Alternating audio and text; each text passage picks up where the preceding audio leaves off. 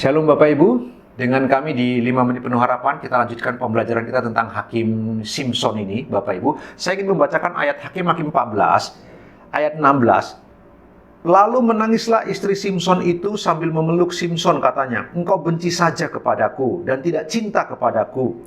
Suatu teka-teki kau katakan kepada orang-orang sebangsaku, tetapi jawabnya tidak kau beritahukan kepadaku. Sahutnya kepadanya. Samson kemudian menjawab perkataan rayuan maut dari istrinya. Dia berkata, sedangkan kepada ayahku dan ibuku tidak kuberitahukan, masakan kepada engkau akan kuberitahukan? Tetapi istrinya itu menangis di sampingnya selama ke-7 hari mereka mengadakan perjamuan itu. Pada hari yang ke-7 diberitahukannya lah kepadanya karena ia merengek-rengek kepadanya. Kemudian perempuan itu memberitahukan jawab teka-teki itu kepada orang-orang sebangsanya. Bapak Ibu, sebuah drama kehidupan yang cukup menggelitik kita Bapak Ibu dari Hakim Simpson ini.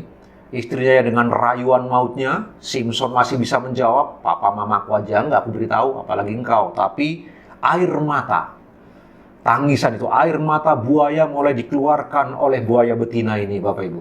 Untuk menaklukkan buaya jantan. Maafkan kalau saya pakai kata istilah buaya, karena itu gambaran yang paling mudah dicerna orang zaman sekarang Bapak Ibu ya. Merengek-rengek mengeluarkan air mata sehingga kemudian Simpson itu memberitahu rahasianya Bapak Ibu yang dikasihi Tuhan. Dan kemudian istrinya menyampaikan kepada teman-teman dari suaminya 30 orang itu. Apa yang terjadi kemudian? Ya, teman-temannya kemudian bisa menebak.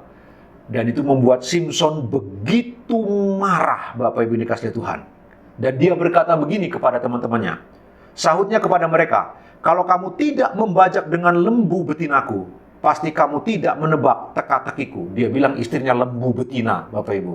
Kalau andaikan kalian tidak membajak istriku, kalian tidak akan pernah mengerti. Lalu kemudian berkuasalah roh Tuhan atas Simpson, Bapak Ibu.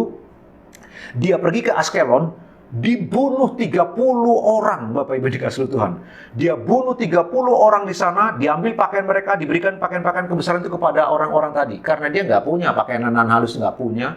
Jadi dia bunuh, dia rampok Bapak Ibu. Dia merampok orang, mengambil pakaiannya lalu serahkan. Bapak Ibu dikasihi Tuhan. Sekali lagi, kita diberitahu oleh firman Tuhan bagaimana drama keluarga. Bapak Ibu dikasihi Tuhan. Dari sebuah tipuan istri, suami sampai membunuh. Bapak Ibu, kita perlu pikirkan bagian ini dengan serius. Ibu-ibu, perkataan apa yang kau bisikan ke telinga suamimu? Sehingga kemudian suamimu korupsi di kantor. Suamimu melakukan hal-hal yang tidak pantas. Mencuri, berbohong, menipu, memelintir kebenaran. Bisikan apa yang kau katakan ke telinga pasanganmu? Begitu juga dengan suami. Apa yang kau katakan kepada istrimu? Sampai mereka menjadi perempuan yang begitu hobi sekali menggosip, begitu mudah sekali iri hati, begitu tamak. Bapak Ibu perhatikanlah sekali lagi dari cerita ini Bapak Ibu. Nanti kita akan melihat lebih jauh lagi bagaimana orang-orang ini Bapak Ibu yang dipenuhi oleh roh Tuhan.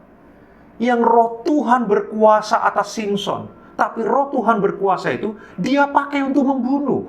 Roh Tuhan menguasai dia pakai untuk berbuat kejahatan.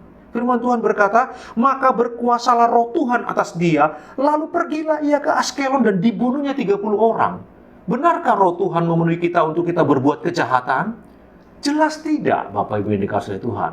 Tetapi perhatikanlah, oleh karena sekali lagi bisikan dari istri yang merengek-rengek, kemudian rahasia Simpson bocor, dia marah Bapak Ibu yang dikasihi Tuhan.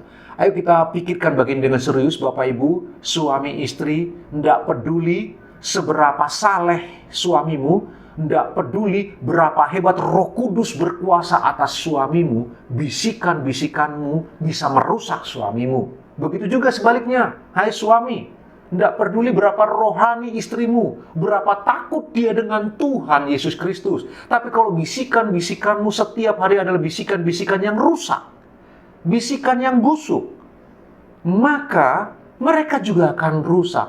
Kita perlu berhati-hati Bapak Ibu. Tidak ada yang kebal di sini.